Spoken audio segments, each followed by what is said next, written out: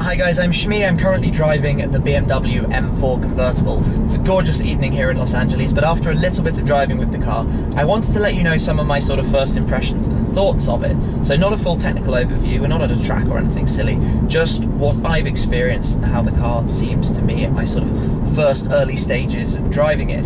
So obviously the M4, we've got the twin-turbo straight six, 425 brake horsepower. The disadvantage of the convertible over the coupe is that it's 200 kilos heavier to have this solid steel roof. So the coupe has a carbon fibre roof, this has the steel roof, and all the mechanism and sort of additional strengthening required for the car to make it possible to do this. The plus side of that though, of course, is you've got the convertible. So I've got the roof up right now so it's easier for you to hear me. If we had the roof down, it would be a very, very nice little cruiser. So initially the thing I like the most about the drive is how you seem to have sort of almost instant power as soon as you try to go. Whatever gear you're in, you just put your foot down and it pulls away very, very nicely. It's incredibly comfortable, you know, we've got a really, really nice steering feel, very well padded seats, very good driving position, amazing visibility. That's something that I noticed that I wasn't sort of expecting. I can see very well, which given you've got a hard top is pretty impressive really. That roof, just while I'm thinking about it, it takes 20 seconds to fold away. You can do it up to 8 miles an hour, so it's not the worst thing in the world, you know, just as you're coming to a stop or parking or something like that. And you can also do it from the key, so as you're walking to or from the car, you've got no problems. Lots of creature comforts, things like a head-up display, this wonderful navigation system, massive screen, that all makes driving pretty good. You can enter, you can even write on here to enter in where you're going. So it's a pretty, overall, very good car day-to-day driving.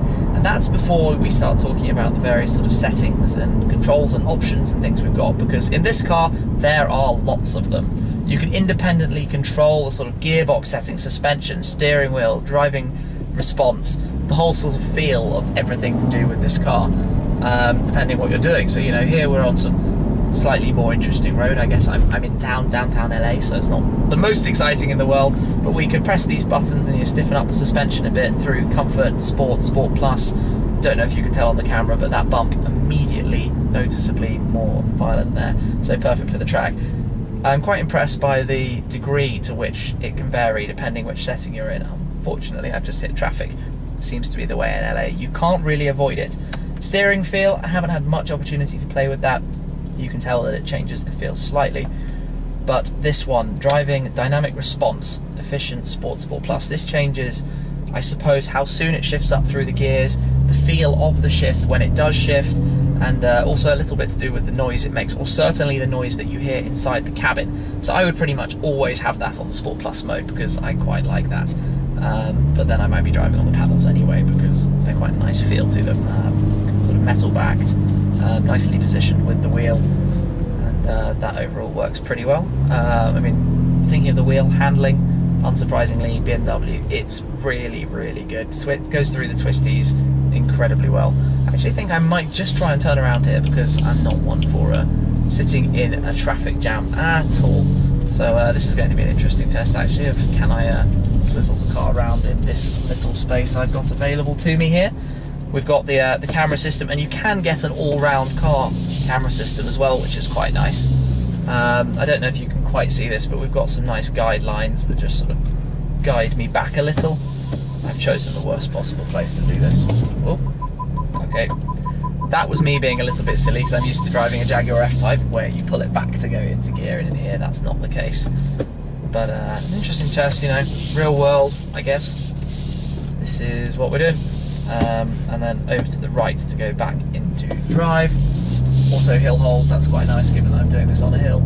You hear a little bit of the grumble of the engine sound as we do that. I'll head back the way I came because I know there's no traffic if I go that way.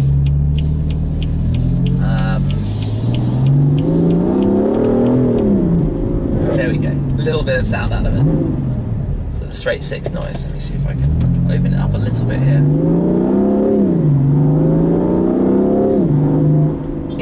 It's hard to describe, but it's really quite fun to drive this thing.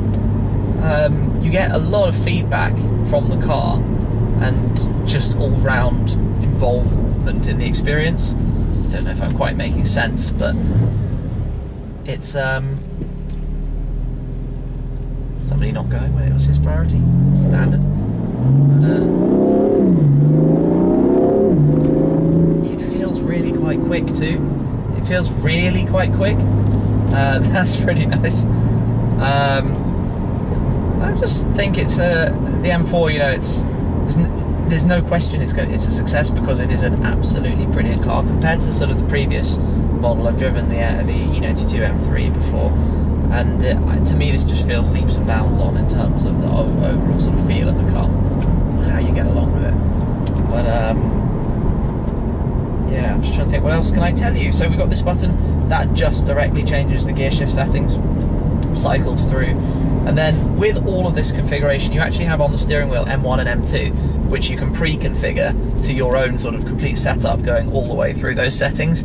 So I like how you can literally set up a whole ton of different things exactly how you want, so you can tailor the car. Because, for example, me living in London, I want the car to have a sporty gearbox setting and that kind of thing, but I don't want to have horrible suspension because I'm always going to be hitting bumps. So you want that kind of softened down, and you can configure that exactly how you want to a degree that not many other cars let you do, which is something quite special. This particular car has ceramic brakes, so if I put my foot on the anchors, it does it pretty quickly. So that's good. Oh, I've succeeded in finding more traffic, even though there wasn't traffic here a few minutes ago. That seems to be my overall experience of Los Angeles. Cars, and a few more cars. But no, I have to say, pretty impressed with my little drive in the M4. Shown you a little bit about it in some other videos as well, so make sure you check those out. But hopefully I get some more time to spend in this car, because I'd like to get to experience it somewhere where I can open it up a little bit more and give it a proper go. But sort of as a normal person trying to drive this car, there is no question it ticks a lot of the boxes. The only thing would be if you were wanting something that sounded a little bit more sporty, where the competitors, I suppose, might tick that box a little bit better. But from a driving perspective, it's quick.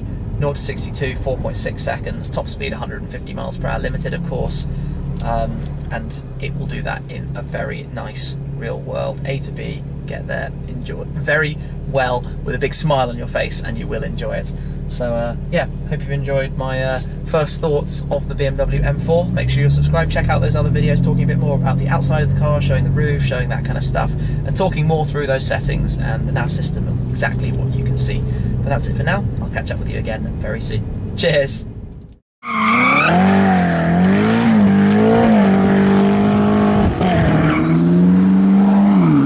And also the Porsche 918 Spider. Key in, turn it on.